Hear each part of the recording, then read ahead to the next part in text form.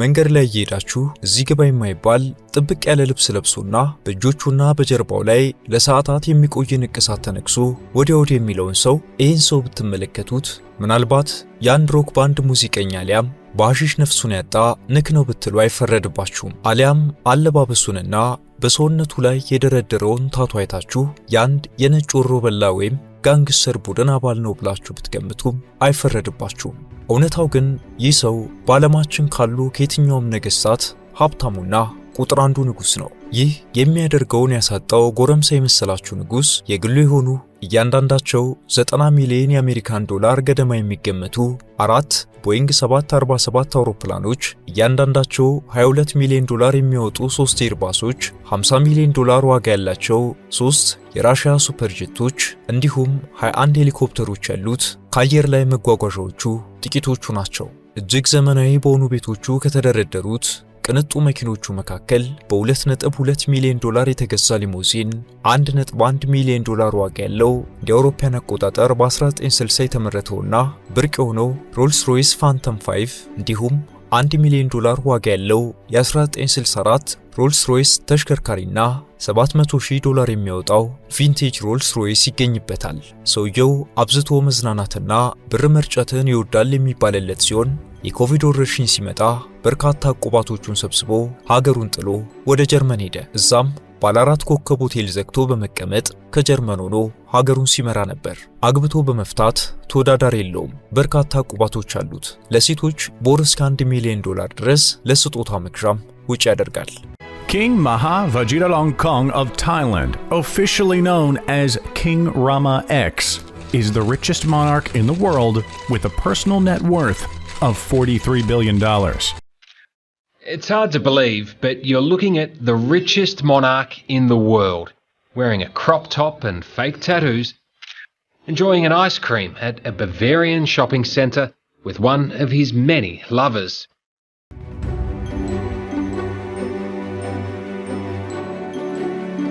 ውድ ቤተሰቦቻችን በዛሬው ተረካችን ያወዛጋቢ ታሪኮች ባለቤት የሆነውን የታይላንዱን ንጉሥ ማሃቫጅራ ሎንግኮርን ያልተሰሙና አነጋጋሪ ጉዳዮች መቆያችን ናቸው። እንደተለመደው ለቻናላችን አዲስ ሆናችሁ የምንለቃቸው መረጃዎች በፍጥነት እንዲደርሷችሁ ሰብስክራይብ በማድረግና የደወሏን ምልክት መጫን አትርሱ በማለት እያሳውሰን ወደ ተረካችን አብረን እንዝለቅ።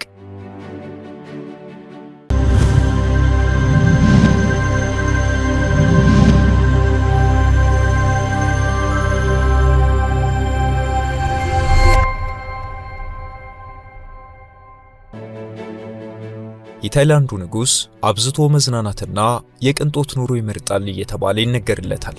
10ኛው የቻክሪ ንጉሠ ነገሥት ሲሆነው ማሃቫጅራ እጅግ ተቃራኒ የሆኑና አወዛጋቢ ማንነቶች ያሉት የታይላንድ ንጉሥ ነው። በጥቅምት 2016 የአባቱን ሞት ተከትሎ የታይላንድ ዘውድ እንዲደፋና የአገሪቱ ንጉሥ እንዲሆን ጥያቄ ቀረበለት። አልጋ ወራሹ ልዑል ግን የሐዘን ጊዜ ስለሚያስፈልገኝ ስልጣኑን ለጊዜው መቀበል አልችልም በማለቱ የንግሥናው ሥርዓተ ሲመት እስከ 2019 አልተካሄደም ነበር። ንጉሡ ወደ ዙፋኑ ከመምጣቱ በፊትም ሆነ ከንግሥናው በኋላ የሚዲያ ሰዎችንም ሆነ የፖለቲካ ጠበብትን የሚያወዛግብ እንዲሁም በይዘታቸው መልካምም ሆነ መጥፎ የሚባሉ ተግባራትና ውሳኔዎችን በማስተላለፍ ይታወቃል። ሰውየው በመልካም ከሚጠቀሱለት ለአመራር ጥበብና ለወታደራዊ ክህሎቶች ያለው ጠንካራ ቁርጠኝነት ነው። ወታደራዊ ስልጠናዎችን በብቃት በመውሰድ እስከ ጀነራል ማዕረግ የደረሰ ነው። የጦር አውሮፕላን የማብረር ሕጋዊ ፈቃድ አለው። ትምህርትና ሀገራዊ እድገት የማይነጣጠሉ ናቸው ብሎ ያምናል። በዚህም በርካታ የዘመናዊ ትምህርት ማዕከላትን አስገንብቷል። በየዓመቱም ከግል ሀብቱ የሚሰጠው ዳጎስ ያለ የገንዘብ ድጋፍ ዘመናዊና ጥራት ያለው የግብርና ዘርፍ በታይላንድ እንዲኖር አድርጓል። በእነዚህም ጥረቶቹ የእርሻ ምርምር ማዕከላትን ጨምሮ በየዓመቱ የምርጥ ዘር ውድድር በማካሄድ የላቀ የሩዝ ምርጥ ዘር ያቀረቡ 5 ተመራማሪዎችን የሚሸልምበት መልካም ተግባራቱ ይጠቀሳሉ። አሉታዊ ከሚባሉት ውስጥ ደግሞ የትኛውንም ሚዲያ ሆነ ማንኛውንም ፖለቲካዊ ልዩነት የማያስተናግድ መሆኑ ነው። የንግሥናውን አብዛኛውን ጊዜ የሚያሳልፈው በጀርመን ባቫሪያ ነው። እሱ ሳይኖር ሰው መወከል አለበት የሚለውን የሀገሪቷን ሕግ ሽሯል። የበርካታ ሚስቶች ባለቤት መሆኑ ዕድሜ ልኩን ሲያገባና ሲፈታ ይኖረን የሚሉት ይጠቀሳሉ።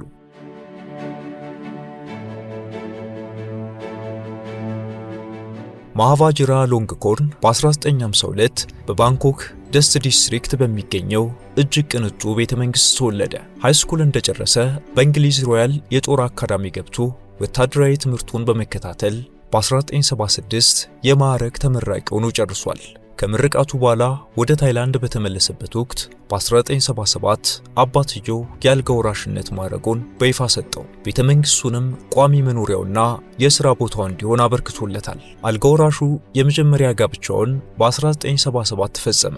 በዙ ዓመት ወደ ኮሪያ በመጓዝ የአየር ኃይል ከፍተኛ መኮንኖች ሥልጠና ወሰደ። የጦር አውሮፕላን የማብረር ሕጋዊ ፈቃድም አግኝቶ ነበር።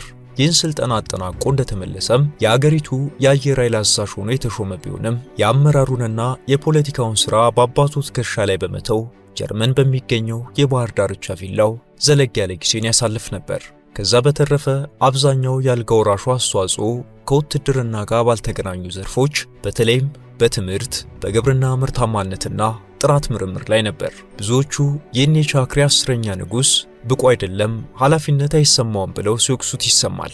ይህ ሆነው ደግሞ ቀደም ሲል አገሪቱን ሲመሩ ከነበሩት አባቱ አንጻር ልጅየውን በመመዘን ነው።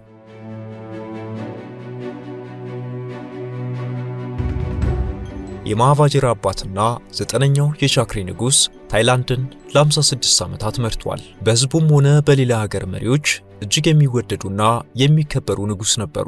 በርካታ የውጭ ሀገር ዲፕሎማቶች ዘንድም የሰላም አባት የሚል ስያሜን ያተረፉ ነበሩ። ከመወደዳቸው የተነሳ በ1980 18 ፓውንድ የሚመዘን ከ12 ኪሎ ወርቅና በ586 ካራት አልማዝ የተለበጠ የቪክቶሪያ ዘውድ በስጦታ ተበርክቶላቸው ነበር። አባትየው በአገዛዝ ዘመናቸው ለውጭም ሆነ ለውስጥ ሚዲያዎች ምቹና ለመረጃ ፍሰት ፊታቸውን የሚያጠቁሩ ናቸው። በታይላንድ ለዲሞክራሲያዊ ስርዓት መስፈን የጣሩና የራሳቸውን አሻራ አሳርፈዋል። በታይላንድ የአገሪቱ ንጉሥ ከሀገር ሲወጣ በሱ ምትክ ተወካይ ወክሎ መሄድ የተደነገገ ሕግ ሲሆን የቀድሞ ንጉሥም በሕይወት ዘመናቸው ወይም በንግስናቸው ዘመን የአገሪቱን ሕገ መንግሥት በማክበር የሚታወቁና የውጭ አገር ጉብኝት በሚያደርጉ ጊዜም ከ24 ሰዓት በላይ የሚያቆይ ከሆነባቸው ወኪል አድርገዋል። ያም ከአንድ ቀን በላይ በውጭ አገር ቆይተው እንደማያውቁ ይነገራል። በታይላንድ በ2016 እኚህ ንጉሥ በሞት ሲለዩም የታየው ከፍተኛና እውነተኛ ሕዝባዊ ሐዘን እንደነበር ይነገራል። በዚህ ምክንያት በአገሪቱ የ1 ዓመት የሐዘን ጊዜ ታውጆ ነበር። ልጅየው ማሃቫጅራ ሎንግኮን የንግስናውን ኃላፊነት እንዲቀበል በተጠየቀ ጊዜ የምክር ቤቱን ሐሳብ ተቀብሎ ነገር ግን እሱም ቢሆን የሐዘን ጊዜ ስለሚያስፈልገው ወዲያውኑ የንግስናውን ኃላፊነት መቀበል እንደማይችል በመግለጹ ሥርዓተ ሲመቱ እስከ 2019 አልተከናወነም።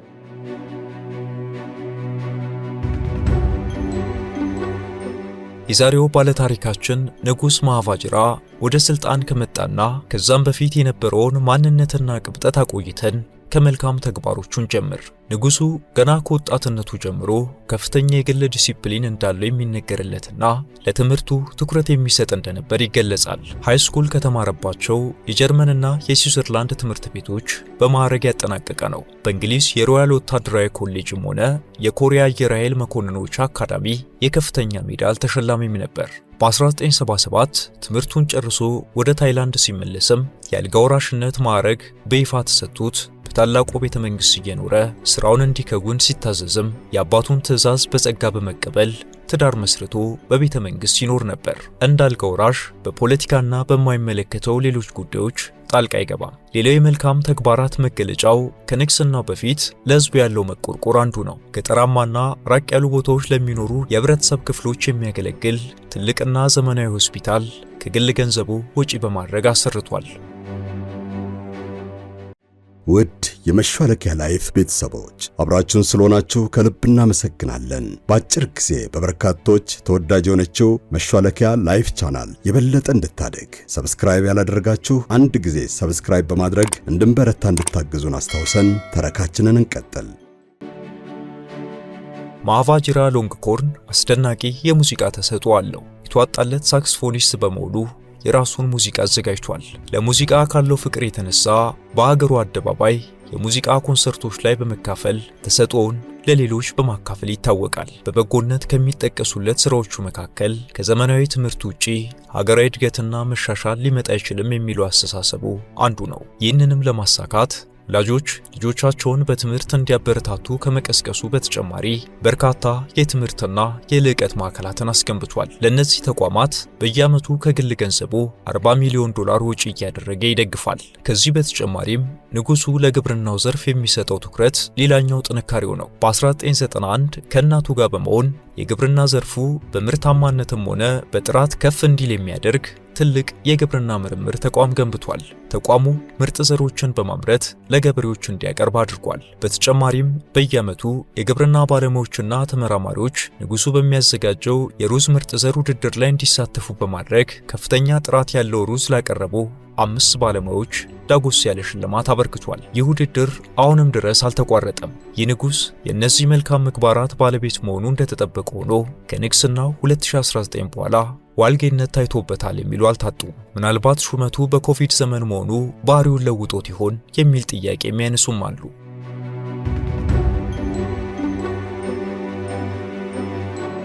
ንጉስ ማሃቫጅራ ከሚወቀስባቸው ኃላፊነት የጎደላቸው ተግባራትና ዋልጌነት ምክንያት ነው ተብሎ በተደጋጋሚ የሚነሳው የሀብት መጠኑና የተንደላቀቀ የኑሮ ዘይቤው ነው። በንግስና ስልጣኑ በአገሪቱ ጠቅላላ ሀብት ላይ እንደፈቀደ የማዘዝ ስልጣኑን ችላ ብለን የንጉሱ ጠቅላላ ሀብት 46 ቢሊዮን የአሜሪካን ዶላር ነው። የሀገሪቱ ትልቁ ባንክ 23 በመቶ ባለድርሻ ነው። ከዚህ በተጨማሪ የተለያዩ ቅንጡና ሞዴል መኪኖችን ትተን 38 ጄቶችና ሄሊኮፕተሮች ሲኖሩት ከነዚህ ውስጥ 4ቱ ቦይንግ 747 አውሮፕላኖች ናቸው። እያንዳንዳቸው 90 ሚሊዮን ዶላር ዋጋ አላቸው። እያንዳንዱ 22 ሚሊዮን ዶላር ዋጋ ያላቸው 3 ኤርባሶች፣ 3 የሩሲያ ሱፐር ጄቶች እያንዳንዳቸው 50 ሚሊዮን ዶላር የሚወጡ እንዲሁም 4 ተዋጊ ጄቶችና 21 ሄሊኮፕተሮች ባለቤት ነው። በጥሬ ሀብቱም ሆነ በእነዚህ ስብስቦች ከዓለም ነገሥታት ሁሉ ብልጫ ያለው ንጉስ አድርጎታል። ንጉሱ ከዚህ በተጨማሪም እጅግ ውድ ዋጋ ባላቸው የመኪኖች ስብስብም ይታወቃል። ከነዚህ መካከልም በ2.2 ሚሊዮን ዶላር የተገዛ ሊሞዚን፣ 1.1 ሚሊዮን ዶላር ዋጋ ያለው እንደ አውሮፓውያን አቆጣጠር በ1960 የተመረተውና ብርቅ ሆኖ ሮልስ ሮይስ ፋንታም 5 እንዲሁም 1 ሚሊዮን ዶላር ዋጋ ያለው የ1964 ሮልስ ሮይስ ተሽከርካሪና 700,000 ዶላር የሚያወጣው ቪንቴጅ ሮልስ ሮይስ ይገኙበታል። ከዚህ በተጨማሪም በጀርመን 2 የናጠጡ የባህር ዳር ቪላዎች ባለቤትም ነው።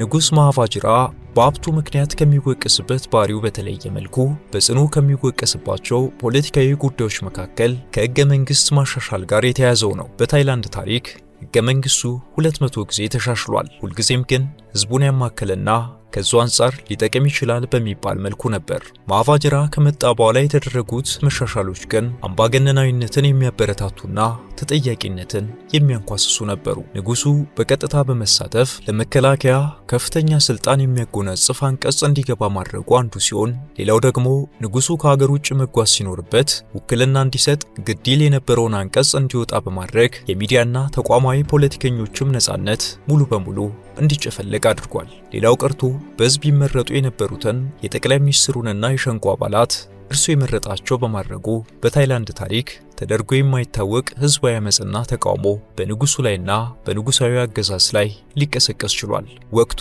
የኮቪድ ወረርሽኝ የተከሰተበት በመሆኑ የመሰባሰብም ሆነ ማንኛውም ከቤት ውጭ እንቅስቃሴ በመከልከሉ ሕዝባዊ አመጹ ለጊዜው ጋብ ለማለት ቻለ።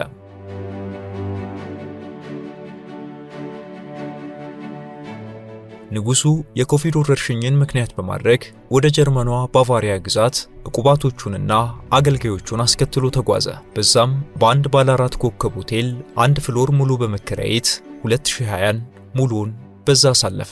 ለሆቴሉ በቀን 1 ሚሊዮን ዶላር ይከፍል ነበር ይባላል። ሆቴሉም ሆነ ንጉሱ ኮቪድን ተከትሎ የወጣውን ድንጋጌ መጣሳቸው ቢያስወቅሳቸውም የኔ የሚባል እርምጃ ለመውሰድ የደፈረ ግን አልነበረም። ይህ ሳያንስ ንጉሱ እዛው ጀርመን ሆኖ ሀገሪቷን መምራት መቀጠሉና ከበድ ያሉ ውሳኔዎችንም እንደሚወስን በተሰማ ጊዜ ህዝቡ የኮቪድን ክልከላ በመጣስ በጀርመን ኤምባሲ ፊት ለፊት ሰልፍ በማድረግ ሀገሪቱ የሕገ ወጥ ተግባራት ተባባሪ መሆን የለባትም፣ የንጉሱ እንቅስቃሴዎችን መርምራ እርምጃ ትውሰድ የሚሉ ጥያቄዎችን በማሰማታቸው የጀርመን የውጭ ጉዳይ ሚኒስቴር ንጉሱ ዓለም አቀፍ ድንጋጌዎችንም ሆነ ጀርመን የደነገገችውን ማንም መሪ ከጀርመን ሆኖ ሀገር መምራት የሚከለክለውን ሕግ በመተላለፉ አስቸኳይ እርምት እንዲወስድ የሚል ደብዳቤ ከ2 ጊዜ በላይ ሰጠው። ሰሚ ግን አላገኘም። ንጉሱም ዓመቱን በጀርመን ጨርሶ ወደ ሀገሩ ተመለሰ። ሌላኛው ከስብናው ጋር በተያያዘ ንጉሱ የሚወቀሰው ተደጋጋሚ ፍቺ በመፈጸም ነው። 4 ሕጋዊ ጋብቻዎችን ፈጽሞ 3ቱን ፈቷል። ከዛ በተረፈ ግን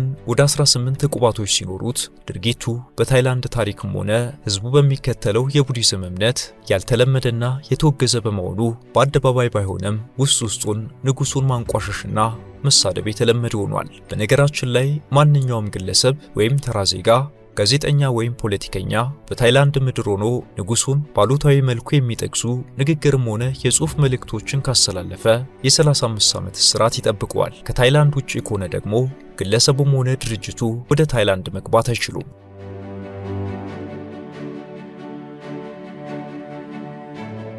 ለምሳሌ ኒውዮርክ ታይምስ እና ዘ ጋርዲያን የተባሉት የሚዲያ ተቋማት በ2010 ባወጡት ዘገባ አልጋ ወራሹ ስነ ምግባር የጎደለውና ለሀገር መሪነት መታጨት የሌለበት ነው የሚል ጽሑፍ አውጥተው ነበር። ምክንያታቸው ደግሞ በትዳሩ ላይ በአደባባይ የሚማግጥና እንደ ጎረምሳ ንቅሳቶችን የሚያበዛ ነው በማለታቸው ህትመታቸውም ሆነ ጸሐፊውን ጨምሮ የሚመለከታቸው ሁሉ ወደ ታይላንድ እንዳይገቡ ታግደዋል። በ2011 ደግሞ ይህንን ዋልጌነት የሚያረጋግጥ ሚስጥር በዊኪሊክስ ተለቀቀ። ይሄውም አልጋ ወራሹ ከፍተኛ የቁማር ሱስ ያለበት ሰው እንደሆነ የሚያጋልጥ ነበር። ንጉሱ ለውሻ ከፍተኛ ፍቅር እንዳለው ይነገራል። በተለይ ደግሞ አንድ ድንክ ውሻ ንጉሱ ባለበት ሁሉ የምትገኝ በጣም እንደሚወዳትና ከዓይኑ እንድትርቅ እንደማይፈልግ ይገልጻል። ታዲያ ይሄ ምኑ ያስገርማል ልትሉ ትችላላችሁ። የሚያስገርመው ይቺ ድንክዬ ውሻ የ2 ማዕረጎች ባለቤት መሆኗ ነው። የንጉሳዊ ቤተሰብ ወራሽና የማርሻል ማዕረግም ነበራት። በ2021 ሕይወቷ ሲያልፍ ንጉሱም በሐዘን ልቡ ተሰብሮ ነበር። የውሻዋን ሞት ተከትሎ ንጉሱ ከፍተኛ ወጪ በመመደብ የቀብር ስነ ስርዓቷ በቡዲስት እምነትና በንጉሳዊ ቤተሰብ ክብር እንዲፈጸም ማድረጉም መነጋገሪያ ሆኖ ነበር። ለውሻዋ የቀብር ስነ ስርዓት በሚሊዮን የሚቆጠሩ ዶላሮችን ወጪ በማድረግ ከፍተኛ የሐዘን ስነ ስርዓት በአገሪቱ ያካሄደው ይሄው ንጉስ ቀብሯም ማዕረጓ በሚፈቅደው መሰረት እንዲፈጸም አዞ ነበር።